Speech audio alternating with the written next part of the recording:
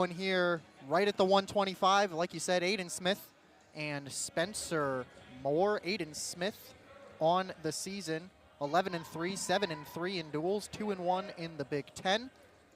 And for Spencer Moore, he is 9-6 overall, 5-6 in duels, but he is 2-0 in the Big Ten. Yeah, and he's starting to feel really comfortable at this 125-pound weight.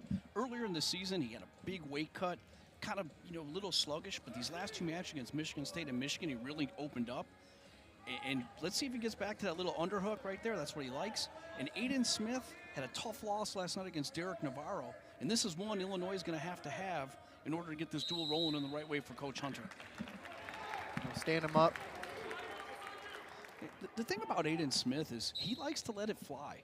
So there's no position that he doesn't like to be in. He's very aggressive. Let's see if that plays into Spencer Moore here. Little duck there. Gets in on a right leg shot, does Aiden Smith. A nice belly whizzer counter here by Spencer Moore, trying to extend him a little bit. Got to get that underarm there. Pushing away. Smith staying compact, though. Yeah, Smith doing a nice job, but believe it or not, Moore's in really good shape here, Tony. They do stand back up. It'll be interesting to see if Aiden Smith gets right back to that duck under onto that single. That was very, very good for him. And Moore loves to keep wrestlers tied up. He likes to go underhook, to a reach around, to a drag. And there it is, that 2-on-1 by Spencer Moore. Right into a single, Tony. He takes him down right there. That'll be 3 points for Spencer Moore and 3 points for Illinois as the scoring gets started here today. Yeah, and as we were talking, he loves that underhook, loves that short little snatch single. That's what Spencer does, and he's really, really good on top. Our officials today, Peter Mankiewicz and Matt Zeitz. Yeah, Mankiewicz, our head official. The Big Ten crew here, busy, busy night. Last night had 4 or 5 duels, and now they're back here on Saturday trying to beat the snow for Rutgers in New Jersey. Try to beat the snow here in Champaign as well. Not as much, though. New Jersey's expecting 21 inches of snow. For the faithful out there listening to us, we hear, we're only going to get 4 to 8. You guys are going to get 21. But we're going to try to keep it hot in here for the next 2 hours. Please stay safe, you Rutgers faithful. As there's the escape for Aiden Smith. Yeah, and then Moore right back on that 2-on-1 there. And a shot attempt goes by the wayside for Moore, and we're back at a neutral stance. Yeah, with 40 seconds to go, Moore in control, 3-1 here in this first period at this 125-pound matchup. Moore, the veteran, transferred in from North Carolina. Aiden Smith, the sophomore, a redshirt freshman, second year in college. Very successful wrestler out of Allentown, PA, from Notre Dame Green Pond High School, Tony. Some high schools have some great names. He had a big win over Diego Sotelo in that Michigan duel, 3-1, and that's who Moore wrestled in the match last against Sotelo. So they both have wins against Diego Sotelo of Michigan. And after period 1, Spencer Moore for Illinois up 3-1. You got to take down about halfway through the first period. Smith will choose down, trying to get another point here to start the second. And Spencer Moore here trying to add to his riding time, Tony. 28 seconds riding time, as I mentioned. Spencer Moore is very good on top. He likes to use the leg ride, clip that near ankle, gets very physical on top, looking for that turn. Oh, he adds something to his arsenal here, a little sit back. Talk about physicality on top. Looking for a tilt. Tries it again. This time Aiden Smith tries to roll out of it, but ends up right on his stomach.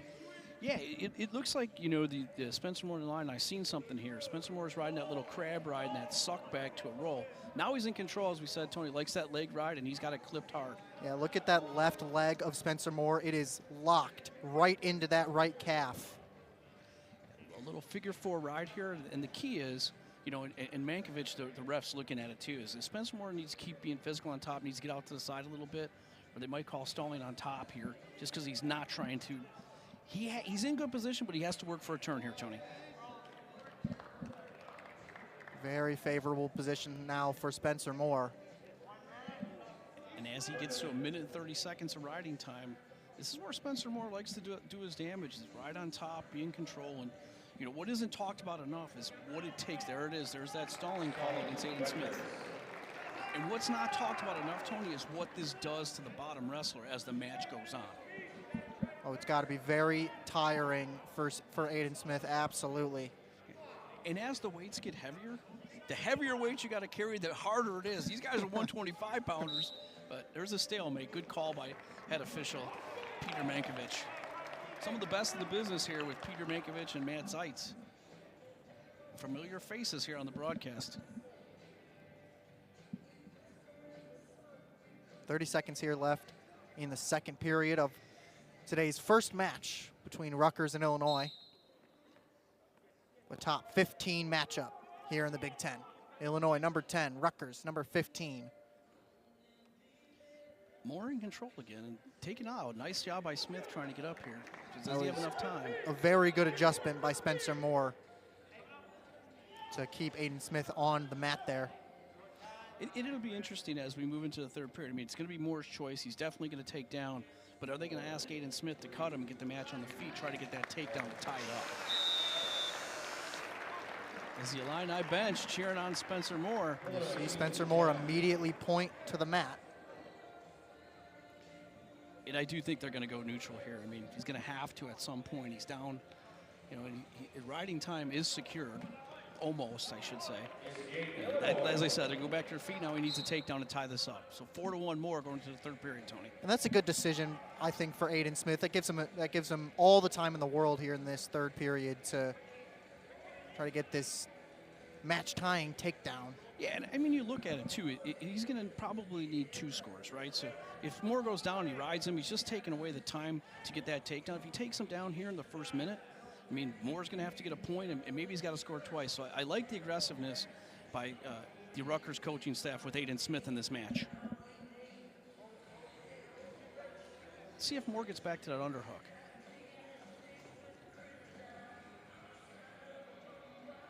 Got that nice 2-on-1 here, Tony, on Aiden Smith's right side. This is where he likes to go to work.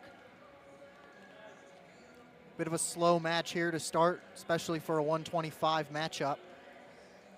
Maybe it's the temperature inside. A little chilly in here today. You with your sweater on. I got my T-shirt on underneath my dress shirt. It's a little cold in here. And Spencer Moore looking to get it started. And the headgear comes off. There goes the headgear. See the little move by Spencer Moore to get it out of there just in time for Aiden Smith to come back. Yeah, and I'm surprised they didn't stop it right then and there, but Spencer Moore kicked it away, and they were on the edge. That could have proved to be a point score opportunity for Aiden Smith had he caught that little moment by Spencer Moore, but because you're right, the officials did not stop. No, they let him wrestle, figure on the edge of the mat, see if we get aggressive. A little warning there on Spencer Moore. So they've both been warned here for stalling. With 34 seconds to go, Moore leading 4-1 in this 125-pound match. There's that little short sit to a duck again, not successful. Here we go, 25 seconds left here in the match. Aiden Smith needs a takedown. He goes for a shot on that right leg. Is unsuccessful. Goes again. But Spencer Moore playing really good defense, and now Moore has that upper body of Aiden Smith, and he's just going to ride him out for these last 10 seconds. And Spencer did a great job there, and that's fundamental wrestling. Block with the hands first, then the head. He stopped all of his shot attempts. Great job by Spencer Moore, very tactical by the veteran. And tactical is definitely the right word there for that 125 match, Brian, as very, very physical. I can see some high-flying points because Shaver's not going to back down by Bird's physicality. These are some strong 133-pounders, that is for sure, Brian. You know, Shaver 13-6, 19 matches, and ranked 27th, and I can tell you, he's off to a little bit of a slow start from a record standpoint, but he's much better than the 27th ranked wrestler at 133. Currently ranked 27th on Intermat, like you said. Shaver on the season, 12-6, 6-3 in duels, 1-2 in the Big Ten. So, like you said again, maybe just not the start he's been looking for. You know, and Bird's 12-0, but his last couple matches, he's been very frustrated wrestling wrestlers that just don't want to engage because they know who they're up against. Very frustrated against Gage Botero against Michigan, and then Brandon Morvari here against Minnesota. Only had just a regular decision, and Lucas came off the mat frustrated. So I know Lucas is excited to get to wrestle someone that's going to come after him as well. Yeah, I was going to say, he won't have that issue here with Dylan Shawver. Shawver likes to get after it. Two very physical wrestlers here at 133. Yeah, and Shawver, you know, a former NCAA All-American himself, a Big Ten champion back in 2024, three-time national qualifier. He knows how to get it done, so he's physical. Like I said, the 27th ranking, scratch that off, Tony. This, in my eyes, is a top 12 matchup. Let's see how it goes. It's just as hand-fighty as the 125 matchup was, but definitely more physical here through the first 130. Very, very similar styles here between Bird and Shawver. Like to go upper body, big kind of hand fighting. Not a ton of shots, but they will get after it. The 133-pound weight class in the country is probably, by far, from top to bottom, the top weight class in the country. There's talk about 184, but I'm telling you now with Jax Forrest, and you have the new from Virginia Tech, it's just that weight class is loaded. Ben DeVino, the Big Ten's loaded with it. So Lucas Bird's going to be battle tested here the rest of the season. He's going to have a very, very difficult time defending his NCAA title, but we're hopeful. It's definitely the deepest weight class in the country, and that's, I mean, Dylan Shawver at 27 is the proof you need. Just a click over 30 seconds here, Tony, in the 0-0 match, feeling each other out. The Cincinnati, Ohio native Lucas Bird unable to find any opening on Dylan Shawver. Somewhat expected here in this first period. Feeling each other out. They've wrestled a few times. Like I said, Bird coming off that 7-1 win, and you know, like Shawver 13-6. Happy to be 0-0 here in the first period with Lucas Bird. Late shot attempt there by Bird is the only somewhat successful shot attempt of the first period for either side, as he'll choose down. That shot attempt, however, coming much too little too late in the first period. That was nice, though. It was a nice misdirection single. And as you said, Tony, we'd like to see that with some more time on the clock. Lucas right up to that tripod that he likes. Oh, right back in on a single. No escape here. That was a very good reversal there by the reigning national champion. Just turned his hips and got around on the backside of Shawver. So maybe no takedowns, no shot attempts yet. Like you were saying, you wanted one, but they haven't stood up yet. But 2 points for Lucas Bird. No, it was, you know, he had a nice little tripod sit. He's looking over to the bench, and he caught him, but they want some riding time here on that nice claw ride. And this is where where wrestlers seem to get comfortable just staying down there. Lucas not turning them, having a difficult time. But when you wrestle someone that doesn't engage, it's very hard. You know, but Shawver will open up here because he's a gamer. He's not going to go down without a fight. As you see there, he rolls out of it, gets an escape, almost had that leg of Lucas Bird, did Dylan Shawver, but Lucas Bird able to stand up and get out of it. So yeah, good move for Shawver to get out, but could have been more. Yeah, and Bird did a nice job there giving him one, not two, because it looked like a similar reversal situation as Bird had earlier in the period, but nice job going, you know, just giving up one, and that's what the coach wants, one, not two. These physical wrestlers getting even more physical here in the second period. 35 seconds to go, and it'll get, there's that stalling call when he goes to that underhook, Tony. That got a rise out of Rutgers coach Scott Goodale. He's off the bench telling, you know, Shawver, he's got to go, he's got to go. Just under 30 seconds here in the second period. There is that shot attempt by Shawver, unsuccessful. 20 seconds to go in this front headlock series. And Lucas Bird just so good in these types of situations. And he likes to run this two different ways. He's trying to get his head there, and he's trying to get him to throw by, but he's also so strong, he loves to go to an underhook. You saw Lucas Bird there just trying to work around the body of Shawver there, and that's textbook Lucas Bird, but great defense there by Dylan Shawver to keep this a 2-1 match here going into the third period. Oh, interesting. Very interesting. 2-1 match. Instead of going down, they take neutral here. So Shaver could have went down and with an escape could have tied the match, but no hesitation by Shaver or Goodale to take the neutral in this position. Interested to see if Lucas gets back to that cross single here. He tied up with the left, went to the right. I don't mind the decision to stay neutral there by Rutgers. Lucas Bird already at 37 seconds of riding time, so they would have needed an escape within 23 seconds. That's a great call, Tony, and that's why we're partners. It's awesome. I wasn't looking at that. Getting caught up more. There's the point, though. There it is. Lucas Bird gets a point off the second stall call for Dylan Shaver. And really, that call there really has no effect on Shaver needing a takedown or not. He still needs that takedown. And the takedown will decide the match. That's why the 3-point takedown is so crucial now. Of course, it used to be 2 points. And I thought I'd have a hard time getting used to saying 3, but I actually like it. I do too. I like that it takedown is more points than a reversal, in my opinion. You know, the thing here with Lucas is he's in control of the match. He's winning 3-1, but you can't get caught on your heels here because Shaver will come after him. 40 seconds to go, 3-1 Bird. Haven't seen many shot attempts for Shaver. Like you said, getting on that back foot, that's good shot attempt for your opposition. But Shaver has been very much staying in that upper body of Lucas Bird, just trying to overpower him. And now they're in this hand lock. Lucas tends to get in these positions here. Half shot attempt there. 17 seconds to go, Tony. Walk us through this last 15. Shaver's going to have to go. You see him working fast, just walking towards Lucas Bird, but this is the reigning national champion. He will do his best to defend. There's a shot attempt. Unsuccessful for Shaver. Gets to his head, but Lucas Bird just throws him off. And a much more physical match for Lucas Bird for Illinois has been their injuries. They've been battered and bruised all season, Brian. They have, and Pacino suffered an ankle injury. We're going to get Webster back tonight, and then Luke Luffman's still out with a knee injury.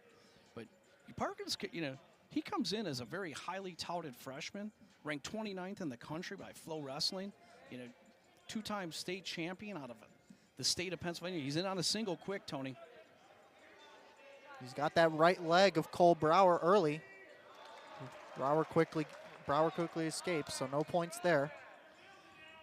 He's a 2-time champion from Nazareth High School.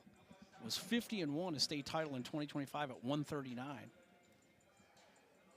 Tall. Perkins, very tall. I was going to mention he is very tall. He's definitely got the height advantage on Cole Brower. Yeah. Parkins 5-8 in the season, 0-4 in duels so far. But something has to give, right? Cole Brower, 4-9 on the year, and then Tier Parkins hasn't won a Big Ten duel. It'd be interesting. Yeah, both these wrestlers winless in duels so far. Parkins 0-4, Brower 0-5. Interesting here. I'm watching Parkins and head movement. Every time Cole Brower goes to tie up with him, nice little head movement here. Very active. Maybe some more fireworks in this one compared to 125, 133. Yeah, usually when you see these two wrestlers just kind of standing up and eyeing each other up, they're trying to find a way to shoot in, get some points. Usually when you see two wrestlers be more hand fighty, be more physical up in the upper body, like you see right now, then that means they're being a little bit more tactical, biding their time a little bit more. But this position right here, that's what I like to see for two very aggressive wrestlers. Yeah, Brower loves to tie up, loves to hit little duck unders, little short snatches, where it looks like to me Parkins likes to wrestle more in space. He's going to use that length, maybe get a blast double shot. And with that height, that's exactly how you should be playing it. Don't want to get too in close with somebody who's shorter than you. That could happen right there as Cole Brower tries to get in on the single leg, is unsuccessful, however. And Brower, you know, a few years removed from high school, but a 2-time state champ from Moline High School of his own. Everyone that steps on the mat, state finalists or state champs, all across the board for both of these schools. Big Ten wrestling. Illinois off to a 6-0 lead here in this 141-pound match. Two decisions so far for Illinois. One for Lucas Bird, the other for Spencer Moore. 10 seconds to go in the first period in the 0-0 match. Yeah, very slow at first period here for the 141. All first periods have been pretty slow here through 3 matches. Interesting to see here if Parkins uses this length. Brower's had a problem getting out on bottom. Ragnarsson in that Michigan duel, it was a close match. It was 3-0, but Ragnarsson rode Brower for quite a few minutes. Let's see if Cole can get up and out here against lengthy Parkins. Okay, we're good. Set. Cover. Yeah, Parkins deferred. Let Brower take the decision. He chose down. Nice sit, looking to push that head away. Improve, guys. As I said, Good adjustment there by Tahir Parkins. He was losing his grip and was able to get back to that right ankle of Cole Brower and chop him back down. And this is where, like I said, Brower's had some difficulty. So let's see if he can push that head away on this sit. You guys working. There you go. There we go. He breaks his hands that time. Nice job by Brower to score first. Parkins accumulated 25 seconds of riding time.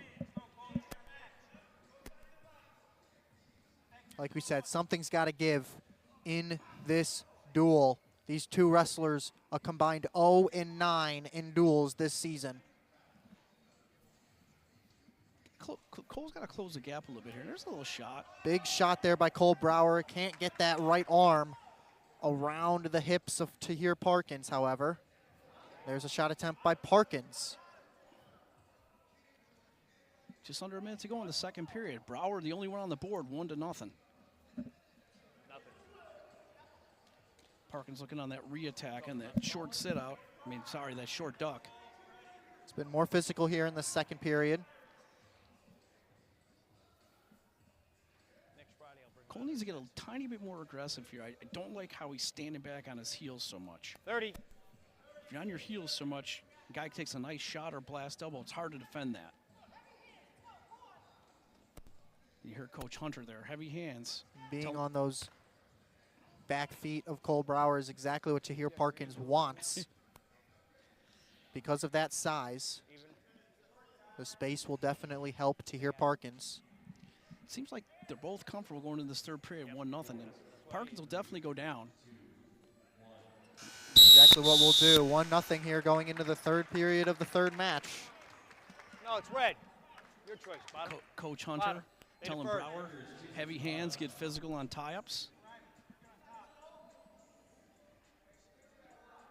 We good? What has been a crutch for Cole Brower Cover. on bottom. Let's see how he rides Parkins here. Nah. Caution. And we'll restart at a caution for Parkins. We're good? Cole trying to get Set. that Cover. first dual Let's get win on here. here in Huff Hall for Illinois to extend the lead. By Parkins is looking to Improve. looking to reduce it. Neutral. There's a There's shot. a very big shot attempt by Takedown. Tahir Parkins. Yes, He's got we're the good. 3-point takedown. They waved it off. They waved it off, however. I Red think off. that was a good decision. Cole Brower was still takedown. on his butt. He was not back, No but Tahir takedown. Parkins still has that grip. But now you hear the Illinois bench get loud because Cole Brower just made some very good defense. That's a great call by head official Peter Mankiewicz. Another 2 more deep shot attempts, 1 per wrestler. Nothing to show for it, and now Cole Brower doubled over. Looks like maybe got poked in the eye. Scott Goodale asking the officials if they want to come over and take a look at that takedown. And we'll get another look at that takedown right here. Very good position by Parkins. Gets both ankles. Very good shot attempt. It's very deep. And they call the takedown right here, but as you see, Cole Brower's still on his butt and able to get right back to his knees and right back to his feet. What had to happen there, and that's a difficult call. That's a touchy situation. What had to happen there is Parkins needed to lock his hands. Needed to lock his hands behind the back and squeeze and try to get that. Now, they took Cole Brower to the back to evaluate him for a concussion, which could be a huge turning point in this duel.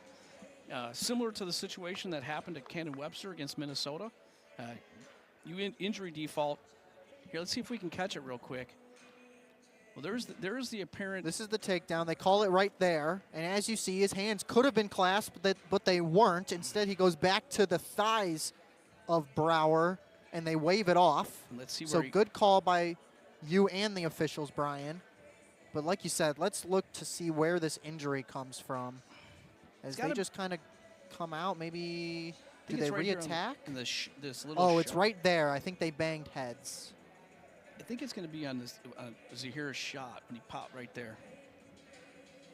So Cole hit a little sprawl, and Tahir's head came up. Very, very similar to the Cannon Webster situation. Came up and just hit him kind of under the chin, maybe in the jaw. Let's hope Cole's all right. We got 1 minute 24 seconds to go in this 1-1 match, 141-pound match. Very close for both of these wrestlers. Tahir taking a seat over here. See one more time. Here's right there. I think it's when his head comes down, it hits him on the top of the head. The official blocked my view from there. If you can get it one more time, you can see where on the shot attempt, and he comes up, and Cole gets hit underneath by the top of Tahir's head.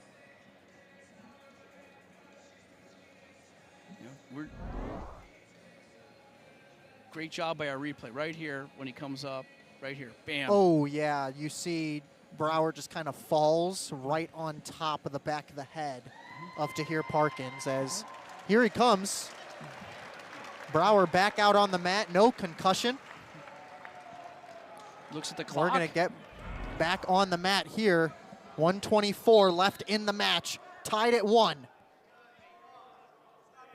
It's going to be a takedown match here, Tony. Next points probably wins the match. Riding time not a factor. Both of them getting aggressive here. You can hear a pin drop here in Huff Hall. Big shot attempt there by Cole Brower. Parkins very comfortable in these re-attacks. I would have thought he'd be more aggressive using that length to initiate the shot rather than keep counterattacking. 50 seconds here left in the match.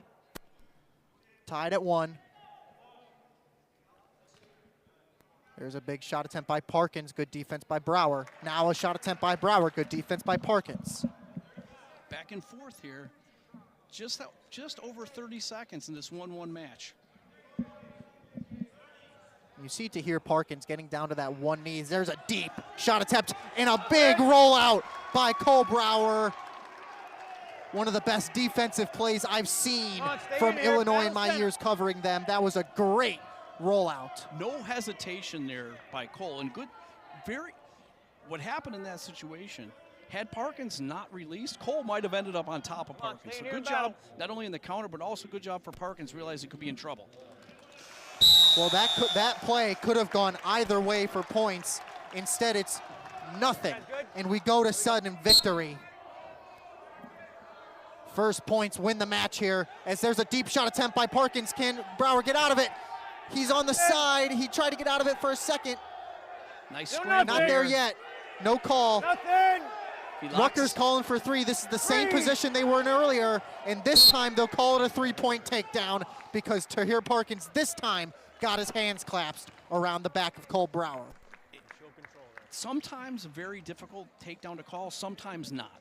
And the second time he got into it, he locked his hands. Parkins did a nice job, secures the first victory for Rutgers, gets his first dual victory, and gets him on the board, 6-3 Clark.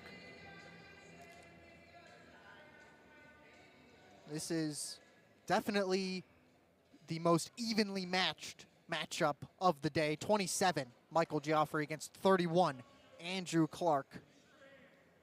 Geoffrey, the transfer, just became eligible after Christmas.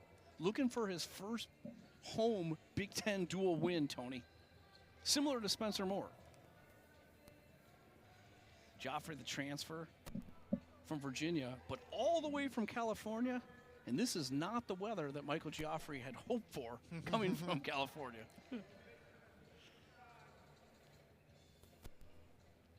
Andrew Clark on the season, 9-6 overall, 6-3 in duels, 2-1 in the Big Ten. And he's a grad student. He's a 2-time national qualifier, Big Ten place winner.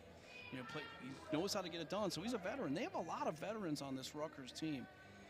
Geoffrey, 11-5 overall, 1-2 in duels, all 3 of those Big Ten duels. And when you get into Big Ten wrestling, experience is key. And Andrew Clark, 72-62. 134 matches, if my math is right. You know, that's a ton of matches here. You know, that experience, let's see if it plays in. Michael Joffrey's been wrestling well. Finished second at the Midlands. Had a tough match here against Minnesota.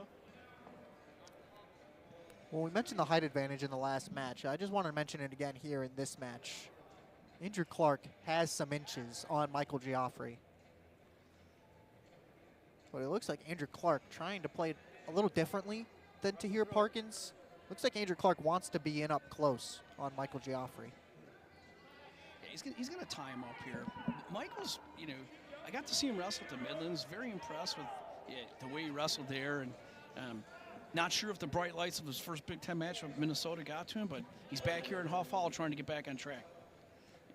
Thought they were going to call a stall call on Andrew Clark there. He went with the underhook. He goes with the underhook again.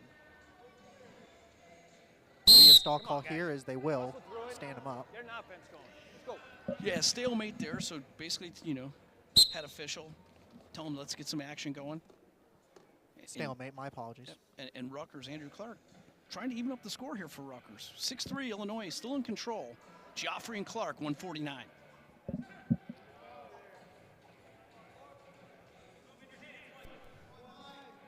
That was good defense there by Andrew Clark to basically run away from Michael Joffrey. Yeah, and good recognition by you there, Tony, too, about how Clark's letting the time up, and he's looking to get that right underhook on Joffrey's left side. And let's see if he uses it eventually, either to a throw by, to a single, or to a snap down. But Joffrey doing a nice job staying in front of him.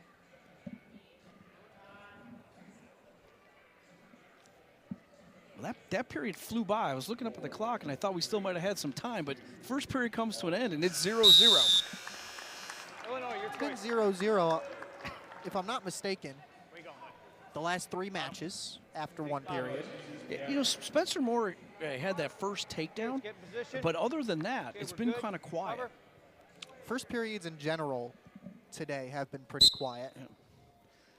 And let's see if Clark uses length here, right to a nice claw, deep claw ride. Oh, big roll. Right in that same position, however. Clark in a nice little crab right here. Joffrey trying to get away. Neutral.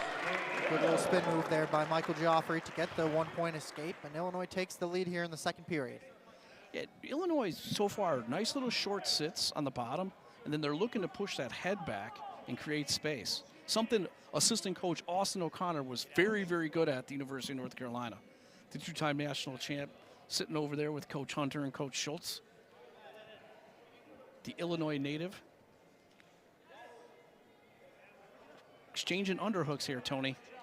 Yeah, they may call another stalemate here, but they back off, so no call.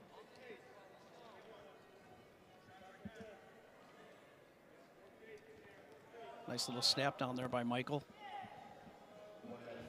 And in the first half of slow matches, this has absolutely been the slowest and most tactical match today so far.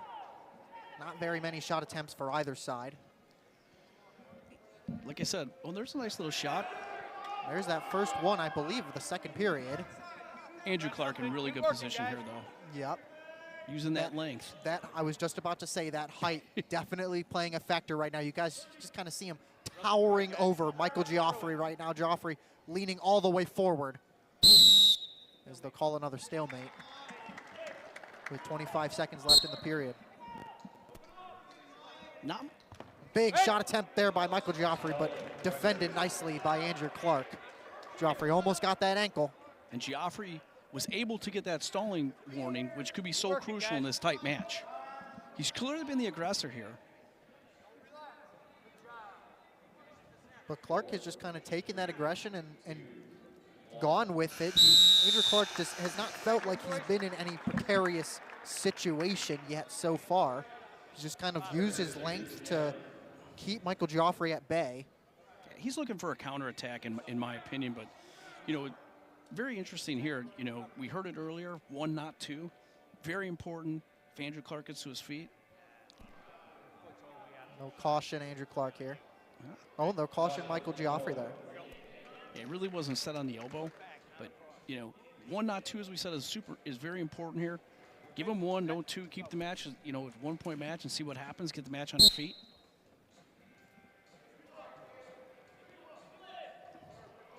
This is another situation where that height and that length will absolutely play a factor. But Michael Geoffrey says, I don't care. Right back to the mat for you, Andrew Clark. Yeah, nice mat return there, but head official, he's telling Michael improve. So if he didn't get that mat return, he was going to get hit with stalling. So he's forcing these guys to be aggressive.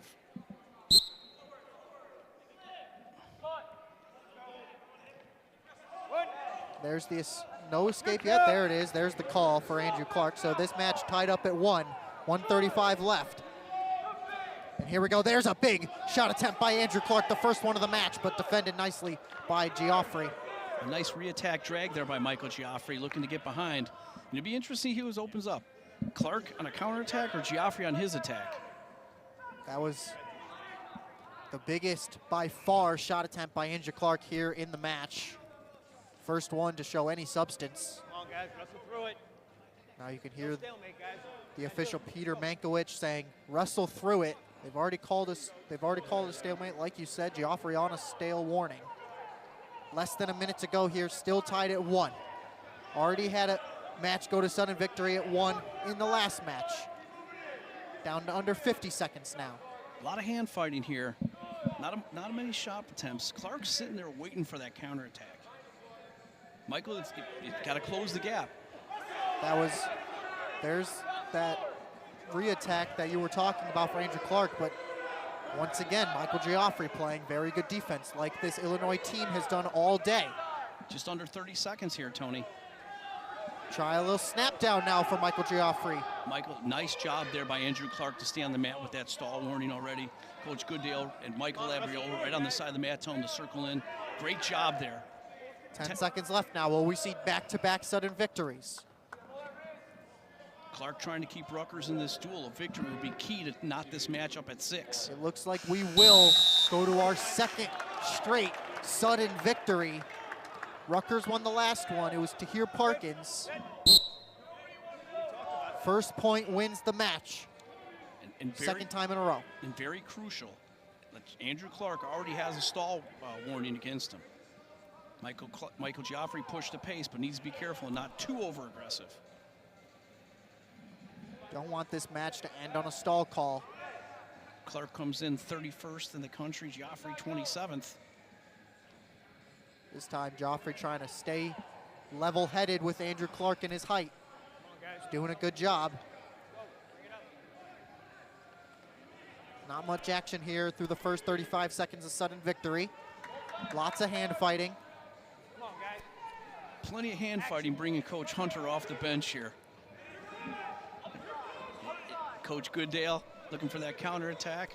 So Geoffrey and Clark on the mat. Goodale and Hunter off the mat wrestling against each other. 1 minute left here in this first sudden victory. Not even a shot attempt to show for it for either side. Lots of hand fighting. Now Geoffrey in a very precarious situation. Andrew Clark's size really taking a toll on Michael Geoffrey. He gets out of it though. He needs to circle back in here, Tony, else he's going to get hit for stalling. Warning green. There it is. There's the warning green. Off the edge. You can just kind of feel it coming. You can hear Peter Mankiewicz saying, get off the edge, and they'll call a stalemate. I like to think he heard me say the stall warning's coming, and that's what happened, but didn't happen that way, Tony. But Geoffrey, Clark, 30 seconds in the sudden victory.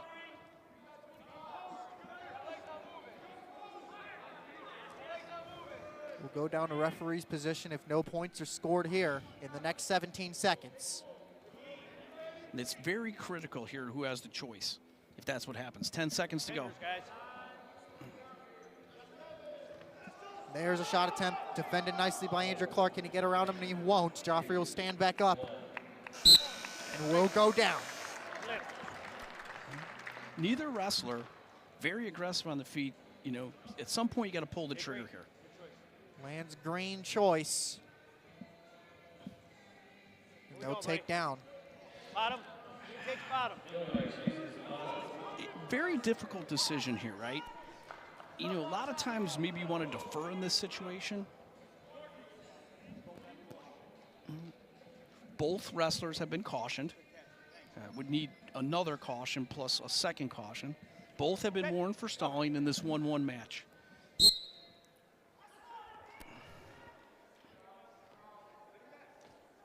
Improve. Improve. This is a very, very physical referee's position. Michael Geoffrey trying to get out. He does. And he gets out with 17 seconds of riding time, and that's the crucial number, Tony. That's the crucial number here. He will have to ride Andrew Clark for 18 seconds. Yep. Okay. 18 seconds for Illinois' third victory of the day. Clark has to get out in that first 17 seconds. If Clark gets out in 17 seconds, we'll go to another sudden victory. There's a caution. And they'll call a caution on Michael Geoffrey. And Illinois' bench is incensed. Mike Jeremy Hunter is all the way basically out on the mat. He needs to ride him for 17 seconds. Crucial time. He's got to get that lift. Now he's down to his back. Trying to get a reversal now is Andrew Clark. Still no escape. He got out. 6 seconds left now for Clark. 4, 3, 2, 1. And there it is. He gets it on the last second. We are going back to sudden victory unless there's Coach some points Goodale scored here in the last 7 seconds. Coach Goodale's throwing the brick here. 3 in the brick. He's either going to call locked hands or riding time. Very crucial. We are looking at it. Depends on when they reward the escape. And I know exactly what they're looking at because I thought it would be an escape prior to, but they're seeing. I thought the escape would have been called right.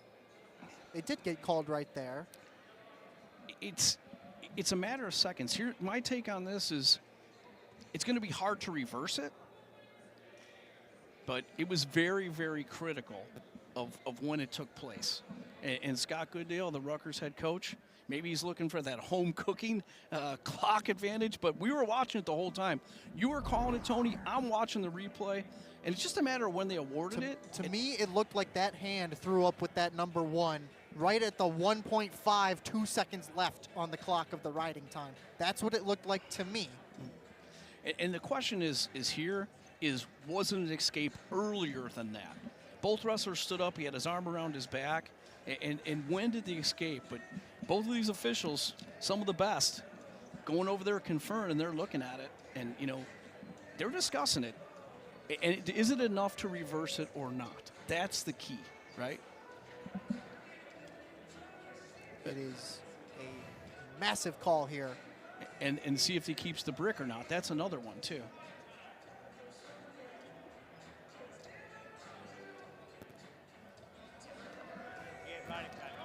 Whoa, whoa, whoa, whoa, whoa. There's still time left on the clock. There's still time left on the clock, as Coach Medlin and Hunter. The match is not over. 4 seconds left, correct? There's probably, if they awarded the riding time, the riding time was ever at 17 seconds. There's something there's not right. There is arguing going on all over the mat right now. There was 17 seconds of riding time on the clock.